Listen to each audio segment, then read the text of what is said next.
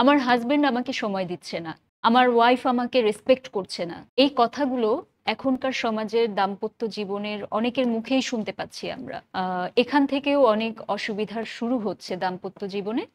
এই অসুবিধাগুলো থেকে কিভাবে আপনারা বের হয়ে এসে দাম্পত্য জীবনটাকে আরেকটু সুন্দর করতে পারেন, আরেকটু ভালো থাকতে পারেন, সেই বিষয়ে আজকে আমরা কয়েকটি ধাপ নিয়ে কথা বলবো, যেগুলো চর্চা করে আপনারা দাম্পত্য জীবনে আরেকটু ভালো থাকতে পারেন, আরেকটু সুন্দর থাকতে পারেন।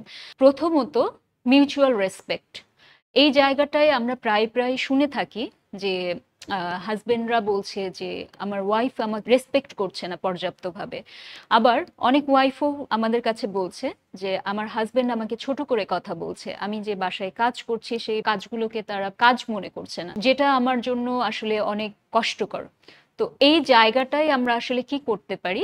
প্রথমত, যে আমরা একে অপরের প্রতি শ্রদ্ধাবোধ রাখবো, একে অপরের কাজকে কখনো ছোট করে দেখব না।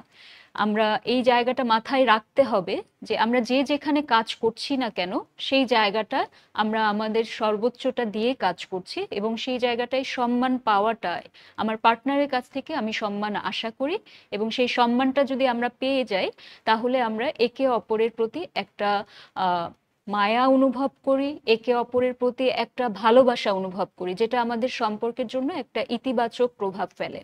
দ্বিতীয়ত, কোয়ালিটি টাইম স্পেন্ড করা একে অপরের সাথে। যখন আমরা মিউচুয়াল রেসপেক্টের কথা বলছি সেই সময়টাই আমাদের একটা বিষয় বুঝতে হবে যে রেসপেক্টের সংজ্ঞাটা কিন্তু এক একজনের কাছে এক এক রকম। সো যখন আমরা মিউচুয়াল রেসপেক্টের কথা বলছি তখন এই বিষয়টা আমাদের বুঝতে হবে যে এক একটা মানুষের কাছে রেসপেক্টের সংজ্ঞাটা আসলে এক এক রকম। এই জায়গাটায় আমাদের করণীয় হচ্ছে যে একে অপরের জায়গাটা থেকে নিজেদের রেসপেক্টের সংজ্ঞাটা জানা, যে তার রেসপেক্টের সংজ্ঞাটা কি, সে কিভাবে রেসপেক্টটা চাচ্ছে, সেই অনুযায়ী একে অপরকে ট্রিট করা। সো দ্বিতীয়ত, কোয়ালিটি টাইম স্পেন্ড করা, যে জায়গাটা আমরা আসলে একটু মিস করে যাই। সাধারণত আমরা খুব কর্মব্যস্ত একটা জীবন পার করি, সারাদিন আমরা সবাই কর্মব্যস্ত থাকি। সেই ক্ষেত্রে আমরা যখন ঘরে ফিরে আসছি, ঘরে ফিরে আসার পরেও দেখা যায় যে আমরা হয়তো নিজেদের কাজগুলো নিয়েই ব্যস্ত থাকছি, কেউ হয়তো ফোন নিয়ে ব্যস্ত থাকছি, কেউ হয়তো ঘরের কাজে ব্যস্ত থাকছি। এভাবে করে একে অপরের সাথে কিন্তু কোয়ালিটি টাইম সারাদিন স্পেন্ড করা হচ্ছে না, একটা দূরত্ব তৈরি হয়, যার ফলে সেই জায়গাটাই যখন আমরা ফিরে আসছি আমরা একটু চেষ্টা করতে পারি কিনা যে একে অপরের সাথে সারাদিন কি কাজ হলো, সারাদিন সে কেমন অনুভব করলো, রাস্তায় কোনো কষ্ট হলো কিনা, বাসায় কোনো সিগনিফিকেন্ট কিছু ঘটলো কিনা, কষ্ট হলো কিনা, এই অনুভূতির জায়গাগুলো নিয়ে কথা বলা, এবং তারপরেও নিজেদের আরও যদি কোনো অনুভূতি থেকে থাকে সেই জায়গাগুলো শেয়ার করা। এবং এই কোয়ালিটি টাইম মিন্স হচ্ছে যে আমরা একে অপরকে কেন্দ্র করেই কথা বলবো। সুতরাং সেই সময়টা যেন আমরা ইনশিওর করি যে আমরা যেন যখন একসাথে আছি আমরা যেন নিজেদের কাজগুলোকেই বেশি ফোকাস না করি, যে আমরা এসে আবার মোবাইলে বসে গেলাম, এসে আমরা আবার টিভিতে বসে গেলাম, বা আমরা আমাদের সারাদিনের যে কাজগুলো নিজের জন্য করতে পারিনি তখন আমি আবার নিজেকে নিয়ে বসে গেলাম। আমরা যেন কিছুটা উই টাইম স্পেন্ড করি, মি টাইম বাদ দিয়ে। মি টাইমও দরকার, কিন্তু যখন আমরা একসাথে হচ্ছি আমরা ইনশিওর করব যাতে আমরা ওই টাইমটা কিছুটা সময় ব্যয় করি। তৃতীয়ত, খুব ইন্টারেস্টিং একটা বিষয়, যে লাভ ল্যাঙ্গুয়েজ। এই জিনিসটা যদি আমরা বুঝতে পারি তাহলে আমাদের দাম্পত্য সম্পর্ক অনেক সুন্দর হওয়ার সম্ভাবনা আছে। লাভ ল্যাঙ্গুয়েজটা ভিন্ন ভিন্ন মানুষের ক্ষেত্রে ভিন্ন ভিন্ন রকম হতে পারে। এই জায়গাটায় আমাদের আমাদের পার্টনারের লাভ ল্যাঙ্গুয়েজ বোঝাটা জরুরি। সেই ক্ষেত্রে আমরা আমাদের পার্টনারকে এক্সপ্লোর করতে পারি, তার কাছে জানতে চাইতে পারি যে আসলে আমার কাছ থেকে সে কিভাবে ভালোবাসা পেতে চায়। যে স্ত্রীর এটা মনে হতে পারে যে যখন হাজব্যান্ড অফিস থেকে ফিরছে তার জন্য একটা ছোটখাটো গিফট, খুব এক্সপেন্সিভ হতে হবে এমন না, কিন্তু তাকে উদ্দেশ্য করে নিয়ে এসেছে, বা রাস্তা থেকে একটা ফুল দেখতে পেলো, সেই একটা ফুল তার জন্য নিয়ে এসেছে, এটা তার পার্টনারের জন্য একটা লাভ ল্যাঙ্গুয়েজ হতে পারে। আবার যখন হচ্ছে যে একটা হাজবেন্ড সারাদিন ক্লান্ত হয়ে ঘরে ফিরলো, ওয়াইফ তার জন্য এক গ্লাস পানি এগিয়ে দিল, বা হচ্ছে যে তার জন্য একটা তোয়ালে এগিয়ে দিল, এটাও হয়তো তার প্রতি একটা ভালোবাসার বহিঃপ্রকাশ হিসেবে সে নিতে পারে। সো যদি আমরা প্রপারলি এই লাভ ল্যাঙ্গুয়েজ গুলো একে অপরের সাথে এক্সপ্লোর করতে পারি এবং চর্চা করি, তাহলে সেটা আমাদের একে অপরের প্রতি শ্রদ্ধাবোধকে বাড়িয়ে দেয়। চতুর্থত, যে বিষয়টা নিয়ে কথা বলতে চাচ্ছিলাম এটা খুবই গুরুত্বপূর্ণ, আমরা প্রায়শই আমাদের দম্পতিদের কাছ থেকে এই বিষয়টা জানতে পারি। মূলত হাজবেন্ডদের কাছ থেকে একটা অভিযোগ আছে। অভিযোগটা হলো যে আমাকে আমার ওয়াইফ ব্রিদিং স্পেস দিচ্ছে না। আমার ফ্রেন্ডদের সাথে মিশতে দিচ্ছে না বা আমি যেই জিনিসটা করতে চাই সেটা করতে দিচ্ছে না।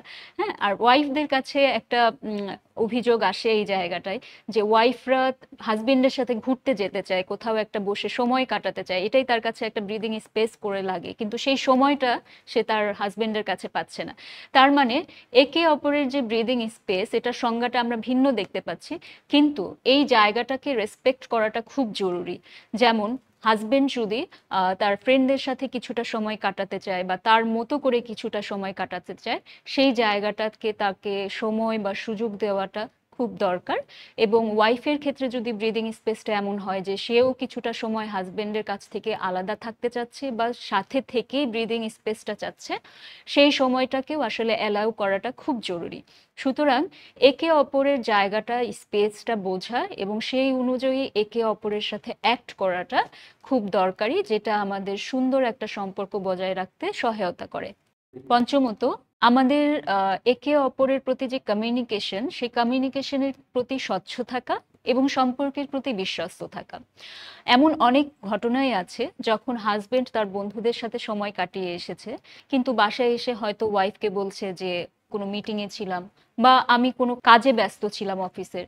কিন্তু যখন ওয়াইফটা দেখতে পায়, যে পরে জানতে পারে যে আসলে সেই সময়টা হাজবেন্ড অন্য কোথাও সময় কাটিয়েছে বা বন্ধুদের সাথে সময় কাটিয়েছে, এটা কিন্তু পরবর্তীতে ওয়াইফকে তার প্রতি সন্দেহপ্রবণ হতে সাহায্য করে। আবার ঠিক একইভাবে অনেক সময় দেখা যায় যে ওয়াইফটিও হয়তো তার কোনো বান্ধবীর বাসায় বা হচ্ছে যে কোনো একটা সময় নিজের মতো করে অন্য কোথাও গিয়েছে, কিন্তু হাজবেন্ডের কাছে অন্য একটা ইনফরমেশন দিচ্ছে সঠিক তথ্যটা না দিয়ে। সেটাও কিন্তু হাজবেন্ডের মধ্যে ওয়াইফের প্রতি সন্দেহ জাগ্রত করতে পারে। তো এই যে কমিউনিকেশনের ক্ষেত্রে আমরা যে গ্যাপটা দেখতে পাচ্ছি বা আমরা স্বচ্ছ থাকছি না, এটা দাম্পত্য জীবনে একটা নেগেটিভ ইফেক্ট ফেলে, যেটা পরবর্তীতে আমাদের দাম্পত্য জীবনে একে অপরের প্রতি বিশ্বস্ততার যে বিষয়টা সেটাকে প্রশ্নবিদ্ধ করে। সুতরাং আজকে যে ধাপগুলো নিয়ে আমরা আলোচনা করলাম, এগুলো হচ্ছে যে কিছু উপায় যার মাধ্যমে আমরা আমাদের দাম্পত্য জীবনে নিজেদের মধ্যে পজিটিভিটির চর্চা করতে পারি, যাতে করে নিজেদের সম্পর্কগুলো আরো সুন্দর ও সাবলীল হয়। কিন্তু তারপরেও এই এই ধাপগুলো চর্চা করেও যদি কোনো ধরনের ফলাফল না পান এবং সম্পর্কের তিক্ততা বা সম্পর্কের আরো অবনতি ঘটতে থাকে, সেই ক্ষেত্রে অবশ্যই আপনাদের একজন অভিজ্ঞ সাইকোলজিস্টের কাছে পরামর্শ বা কাউন্সেলিং নিলে সেটা আপনাদের সম্পর্ক উন্নয়নে হয়তো সহায়তা করবে। প্রথমত, একে অপরের প্রতি শ্রদ্ধাবোধের চর্চা করা। দ্বিতীয়ত, কোয়ালিটি টাইম স্পেন্ড করা একে অপরের সাথে। তৃতীয়ত, একে অপরের লাভ ল্যাঙ্গুয়েজগুলো বোঝা। চতুর্থত হচ্ছে যে একে অপরকে কিছুটা ব্রিদিং স্পেস দেওয়া। এবং পঞ্চমত হচ্ছে যে একে অপরের সাথে কমিউনিকেশনের ক্ষেত্রে স্বচ্ছ থাকা এবং সম্পর্কের ক্ষেত্রে বিশ্বস্ত থাকা।